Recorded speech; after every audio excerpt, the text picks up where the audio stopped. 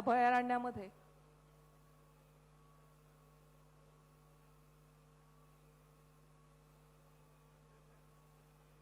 अनोख्या आणि अत्याधुनिक पद्धतीने इथे आपण हा सत्कार घेत आहोत।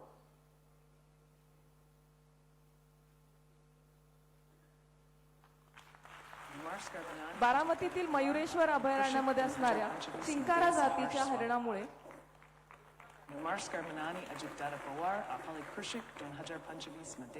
बारामतीची एक वेगळी ओळख आहे।